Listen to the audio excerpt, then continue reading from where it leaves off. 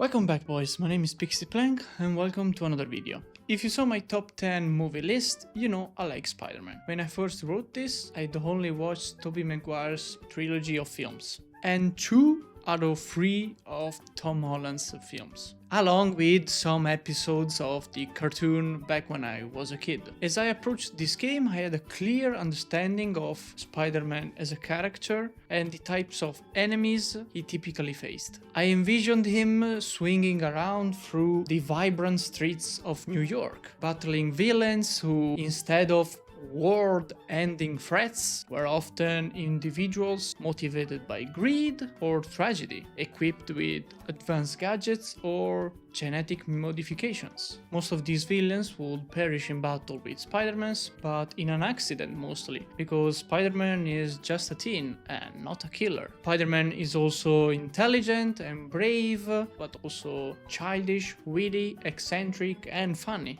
This background set my expectation for the journey and challenges I will face ahead in this game. When Sony announced the release of Spider-Man, I was super hyped, but my excitement quickly faded when I found out that it was an exclusive for PlayStation. But thankfully, after several years, PlayStation began porting their games to Steam and PC. But they kept charging full price for games that were 4 to 6 years old. So, feeling defeated, I waited. Finally, when the game went for sale for $20, I bought it. At last, I was able to swing across New York.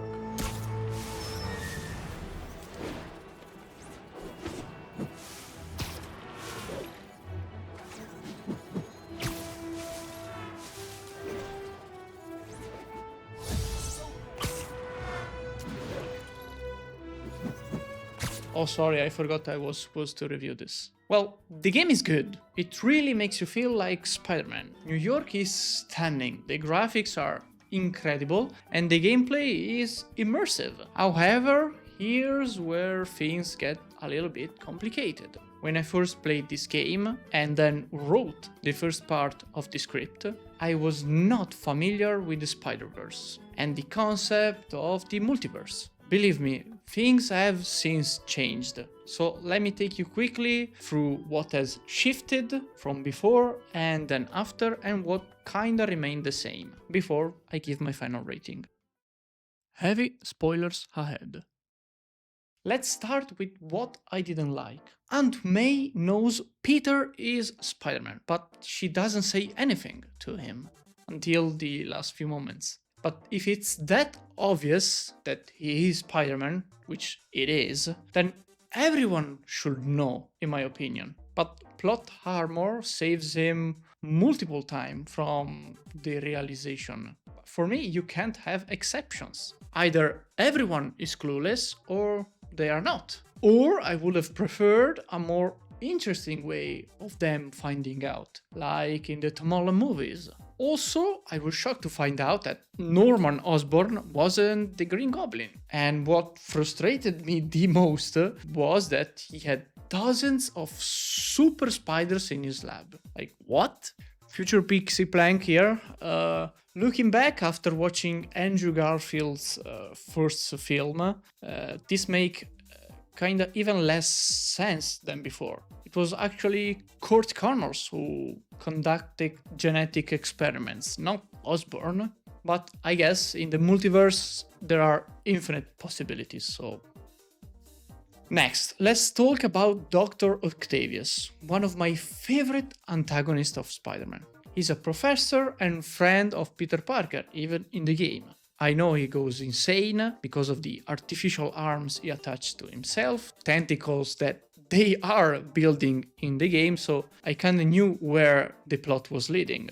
However, I didn't expect him to gain funding from developing upgrades for Spider-Man's enemies. And it was even more shocking when he revealed that he knew Spider-Man's identity. Wait a fucking minute. This is the guy Peter worked with in the lab for years. Not only did Peter not realize the distinctive upgrades being made for his enemies, but Octavius did nothing to try to kill Spider-Man before initiating the plan. Then he obviously gets defeated and dies, right? Like in the films. No, he goes to jail. Yes, the same jail where everyone literally just escaped from in the final fight, and where the professor helped to improve security. What? Surely nothing will go wrong, right? Like, how does that even make sense? I'm going insane, honestly. I've never been so heartbroken by a game. Never. It was a 9 out of 10 or 10 out of 10 game.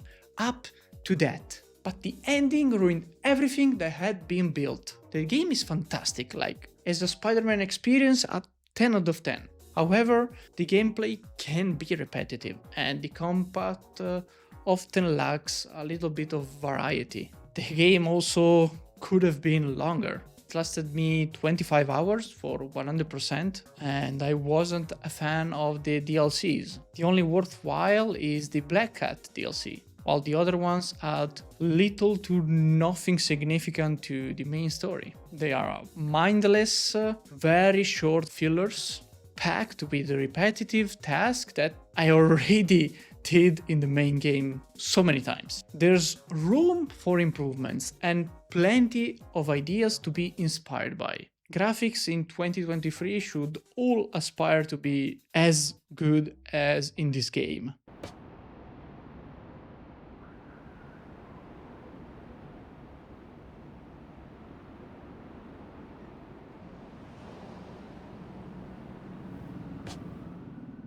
Spider-Man, as I expected, was also smart, sometimes funny and witty, but he lacked a little bit of charisma and could have probably used more humorous lines. But unfortunately, due to how it ends, the game cannot receive more than a 6 out of 10 from me. It's a huge bummer because, yeah, I felt really upset for a couple of days, but even now, after that ending, I haven't fully recovered. So, guys, Pixie playing from the future here, once again. Looking back after watching all of the Spider-Man movies, including the Morales ones, I have to admit I was too harsh on the game and went in too close-minded, sure to see a similar story to the one I was already familiar with, not understanding that there could be infinite possibility in the story. But plot-wise, there are still significant holes with no viable explanation. The entire Dr. Octavius subplot is quite poor, to be honest.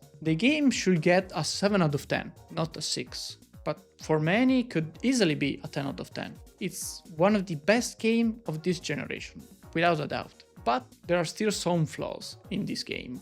Honestly, I'm super hyped to play the Miles Morales games now that I've fallen in love with the films. I cannot wait for that. But it's the end for today, and I'll see you in the next video. Bye!